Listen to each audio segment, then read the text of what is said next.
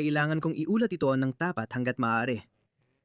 Malinaw na hindi ako pumunta doon, kaya't kumukuha rin ako ng impormasyon. Kaya nagbigay lang ako ng isang makatwirang pahayag na kahit nakakaunti lang ang dumalo sa rally ni Tommy ng United Kingdom, hindi ito sumasalamin sa kilusang ito. Ito ay sumasalamin sa autoritaryan na paraan ni Keir Starmer sa pagtatangkang supilin ang malayang pananalita sa UK. Si Keir Starmer, gaya ng alam mo, matapos mapahiya ng publiko ng Britanya sa huling lokal na eleksyon, ay lalo pa siyang nagmatigas. Sa halip na ituon ang pansin sa mga hamon sa pamumuno na kinakaharap niya. Dahil aminin na natin, hindi siya magtatagal dito. Mapapatalsik din siya sa huliman o una. Sa totoo lang, lalo pa siyang nagmatigas. Tingnan mo ito. Nakakahiya talaga. Hindi lang siyang pinakamasamang punong ministro sa UK, kundi pinakawalang hiya rin. Pakinggan mo siya. May sumusuporta at humahamon sa pamumuno. Lalabanan mo ba sila? Nasa ganung posisyon na tayo, Chris. Pero sinabi ko na, ewan ko na ko ilang beses na hindi ako aalis. Malakas ang pakiramdam ko na kailangan kong paglingkuran ang mga taong maglagay sa akin sa posisyon. Kinikilala ko ba na may? Yung mga tao rin yun na nakiusap nung umalis ka. Nandito ako para paglingkuran sila. Hindi, ayaw namin paglingkuran mo kami. Ayaw ng mga tao na paglingkuran mo sila. Ang dali naman yan para sa'yo, ano? Bakit hindi mo nalang aminin, naghahaman ka sa kapangyarihan at sosyalistang komunista? Ganyan ka talaga, at mukhang hindi nila mapigilan ang sarili nila. Sa palagay ko, hindi ko pa nakita ang punong ministro sa malayang mundo. Nasabi ko na yata ito dati. Sa Australia, mula kay John Howard hanggang kay Anthony Albanese, walang punong ministro ang nagtapos ng termino o nagkaroon ng dalawang magkasunod na termino. Kaya dumaan tayo sa 4 o 5 eleksyon na nagresulta sa 5 punong ministro. Walang nakatapos na kanyang termino. Kapag ikaw ay hinamon, kapag sinabihan kang magbitiw, ganyan, kaganda ang ating demokrasya dahil talagang may mga umaatras. Nangyari rin ito sa mga Tory. At siya, sa lahat ng tao, ang nagsasabi kina Boris Johnson, Rishi Sunak, Theresa May, at Liz Truss na magbitiw. Nagbitiw rin silang lahat sa uli. Dahil hindi ito Russia ni Putin o North Korea ni Kim Jong-un.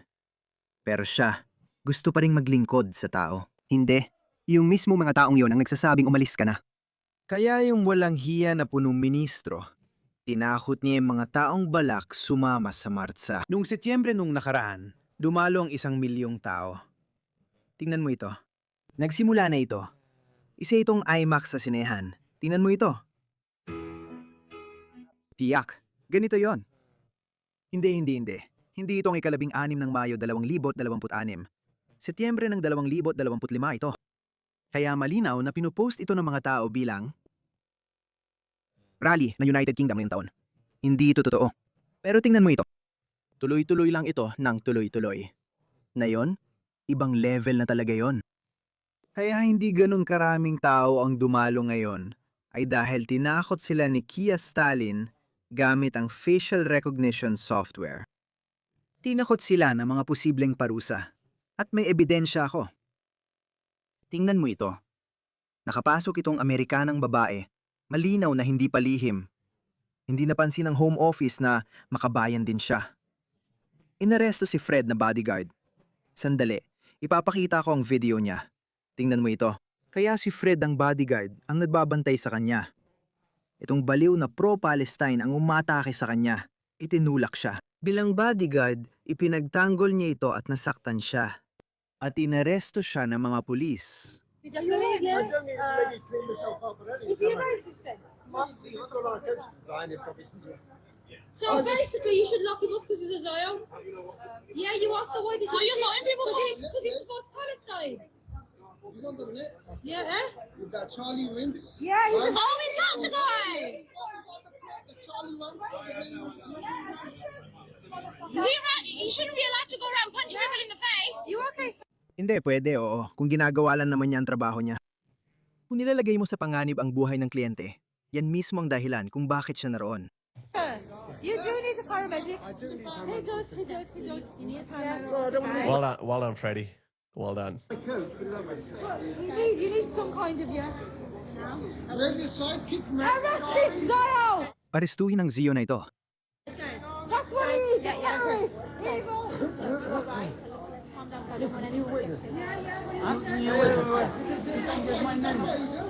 Kaya ganun, naaresto si Fred ang bodyguard kahit ginagawa lang niya tungkulin niya at pinrotektahan ang kliyente. At ang pangalan niya ay Angela Rose. Kaya pagkatapos, ito ang nangyari. Kaya malinaw na nakita natin na ibig sabihin ay nire-record nila yon. Malamang yung mga siraulong woke na yon ang nagre-record nun. Ito ay mula sa kamera ni Angela. Sa panayam, sinabi niyang may mga nagsabi sa kanya na gusto ng pulisya na matukoy ang bawat taong in-interview o nakuna niya sa kamera para pagbawalan silang makapasok sa bansa o pahirapan ang buhay nila dahil sa pagdalo sa rally sa United Kingdom. Ginagamit daw ng pulisya ang mga kamerang pangkilala ng muka para magdiskrimina ayon sa politikal na pananaw ayon sa mga nagsabi sa kanya. Hindi ko alam kung totoo yon. Pero hindi mo masisisi ang mga tao kung iniisip nila. Narito ang footage ni Angela Rose kung saan kinuha lang ang kanyang mga SD card. Ngayon, iniisip kong sasabihin ng pulisya na kinuha nila yon para maintindihan ang nangyari kina Fred at sa baliw na yon. Kaya maaaring yon ang opisyal na dahilan. Pero sino ba ang nakakaalam? Hindi ako humuhusga. Hindi ko sinasabing masama ang layunin ng mga pulis doon o gagamitin nila yon sa facial recognition para pahirapan ang buhay nila. Siguro malayo na talaga yon sa totoo. Pero hindi mo rin masisisi ang mga tao kung ganun ang iniisip nila. Hindi mo naman tinatago ang ebidensya. Sorry, nandito ako para kumuha ng video. Yan talagang ginagawa ko. Nagre-record ako ng lahat. Content creator ako. Kung kukunin mo, salamat. Ngayon, kukunin mo na ang SD card ko. Kukunin na namin ito. Kinuha nila ang SD card ko bilang ebidensya. Kailangan namin kunin pareho, maliban na lang kung makukumpirma mo. Pwede mo naman silang pagpalitin. Hindi ko na nga alam kung alin ang alin sa puntong ito. Tingnan mo, pasensya na. Hindi ko kailangang ibigay sa inyo. Kakapanood lang natin ng footage. Miss, pakiusap. Anong nangyayari? Anong nangyayari? Anong nangyayari? Hoy! Nagnanakaw ka ng mga gamit ko. Nagnanakaw ka ng mga gamit ko. Tinanong na kita. Hindi mo basta makukuha ang dalawa kong SD card. Ano nangyayari? Hiniling ko na ipakita mo sa akin. Ano bang nangyayari? Parang kayo, ninanakaw niyo ang mga gamit ko. Hindi niyo pwedeng basta kunin ang gamit ko.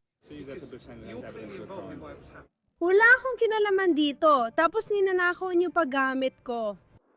Ninanakaw niyo gamit ko. Kayo, itong mga pulis ay nagnanakaw ng gamit ko. Isa akong Amerikana at nandito ako para magtrabaho, pinapayagan ako magtrabaho dito. At ngayon, ninanakaw niyo ang mga gamit ko. Pwede ko bang ipaliwanag sa'yo? Kaya akong ipaliwanag sa'yo. Kaya may insidente na may lalaking inatake, tama ba? Pinag-iinalaan namin na may naghanap na paglabad. Kita naman magkasama kayo at marami kayong dalang gamit para sa video at litrato. Pero sabi na nakuusap ko, hindi nyo raw gagamitin ang mga yon. Ang kailangan niyo lang naman ay ang clip na yon. Hindi niyo na kailangan nakawin ang dalawa kong SD card. Kung gusto niyo ng ebidensya, ibibigay naman niya sa inyo ang raw footage. Sinasabi nila yan. Sabi nila, dahil kay Fred, hindi ka nila mapagkakatiwalaan at baka mo baguhin ang footage. Baka ginagamit lang nila yon para bigyang katwiran ng pagsamsam. Kampi ako kay Fred na bodyguard at kay Angela. Sa tingin ko, hindi nila dapat ito ginagawa. Pero naiintindihan ko kung bakit nila ito ginagawa. Naiintindihan ko na hindi natin magagamit yon bilang ebidensya ng labis na kapangyarihan ni Keir Starmer. Oo, ilang beses na inilit ang pagre-record ng clip. Ngayon, sinusubukan mo pang nakawin ng iba ka pang gamit, sinasabing ebidensya kahit nakuha mo na ang clip mula sa camera na yon. Ang tinangka kong ipaliwanag sa iyo ay kung paano gumagana ang CPS na siyang namumunong ahensya. Bakit mo kinukuha pareha kong SD cards kahit yung walang clip? Gusto mo bang mapaliwanag o patuloy mo lang akong sasapawan sa pagsasalita? Gusto mo bang ipaliwanag ko? Sige, hindi na kailangan magmarunong. Tahimik na siya. Magpaliwanag ka na. Pero minsan, nawawala ang ebidensya kapag nagre-record ka ng panibagong video. Mawawala ang ebidensya mo, tapos magsasalita ka pa. Ang pinakamagandang ebidensya ay makikita sa bagay na yon. Anong SD card? Kasi kung kinukunan mo ng litrato ang anak ko, sobrang weird nun. Pagdating ko, tinanong kita kung may footage ka sa camera. Pwede ko bang sabihin, hindi ko nagugustuhan na ganyan ang pakikitungo mo sa mga kasamahan ko? Tumahimik ka, hindi kailangan maging personal, mahal. Manatiling profesional. May dahilan siya mag-alala sa privacy niya.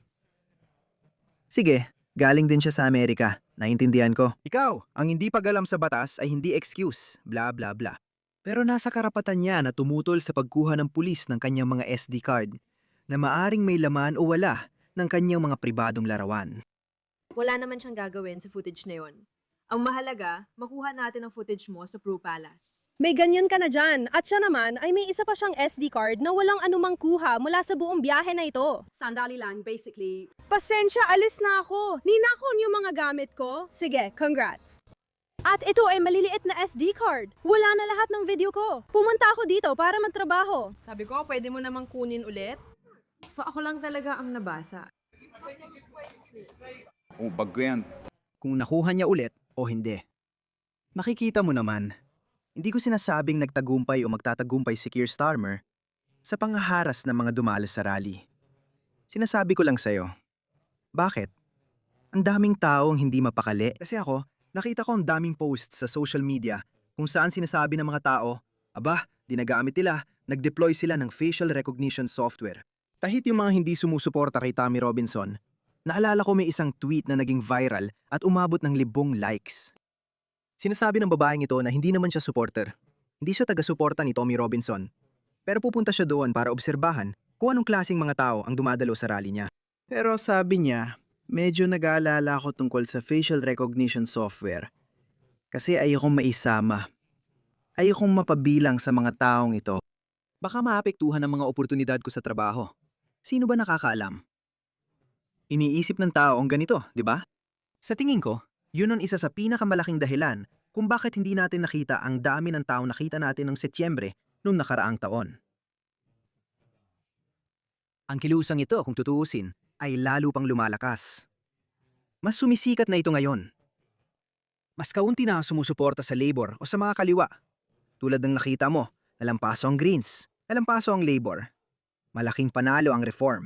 Kahit hindi kasing kanan ng Reform tulad ng gusto natin. Pero ipinapakita lang niya ng saloobin ng publiko. Sige, hindi naman lahat ay dumadalo sa mga rally na ito. Hindi naman talaga ako lumalabas. Hindi ako dumadalo sa kahit anong rally. Pero mahuhulaan mo kung aling panig ang pagbubotohan ko.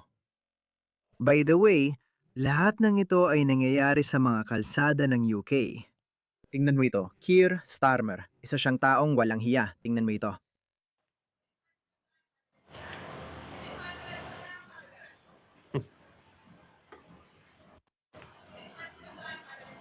Oh. Hindi. May pagkakataon na kung minsan lang mangyari at di ko ito sasayangin. Hindi ko ito palalampasin. Hindi ko alam kung bakit ginagawa niya yung hugis donut gamit ang mga kamay niya tuwing may sinasabi siya. Vatat.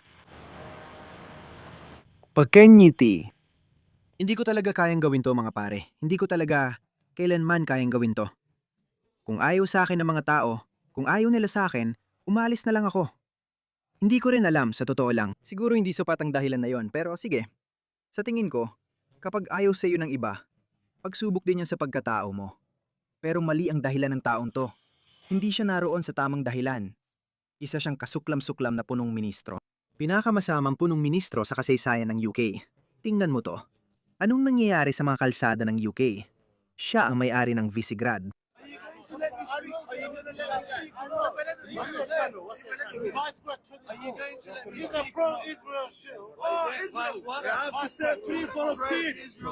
Isa, dalawa, tatlo, palayain ang Palestina!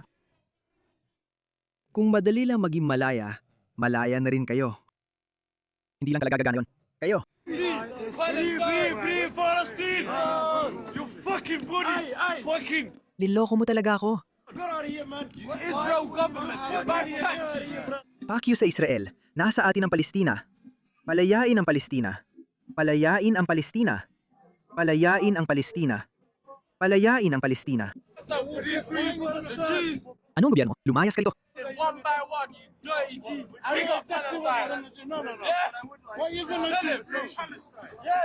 Free Palestine. From the river to the sea, Palestine. Walang napapala sa pagmamakaawa, anak. Pagmamakaawa, pakiusap palayain ang Palestina. Palayain ang Palestina. Hindi yan gagana. Hindi ganun ang paraan. Pero may magandang balita. Matagal ko nang sinasabi na kailangan ito. Gusto ko pareho sina Ben Habib at Rupert Lowe. Pero si Ben Habib ay hindi kasing sikat. Hindi kasing sikat nag-restore Britain ni Rupert Lowe ang partidong Advance UK niya. Pero sa huli, Maghaharap din sila kung hindi sila mag-uusap at magtutulungan para sa kapakanan ng UK. Maganda ang ginawa ni Ben Habib. Kumpirma dong hindi sasali ang Advance UK sa Maker Field by-election. Hinimo ko ang lahat ng taga-suporta at miyembro na suportahan si Rebecca Shepherd.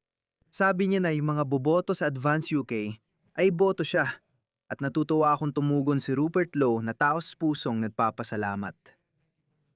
Pinasalamatan din ni Ben Habib na maganda rin. Ban sa bago partido, ganon dapat. Kailangan nilang gawin yon sa isang punto dahil alam kong darating ang panahon na maghaharap ang restore at reform. Kung matalino sila, ayusin nila ang mga riyon. Kung saan sila mas mataas sa survey, sasabihin nilang, imbes, hatiin ang boto ng konserbatibo, hindi muna ako tatakbo rito. Pero ikaw, huwag ka ring tumakbo dito. Hindi ko alam ang tawag doon.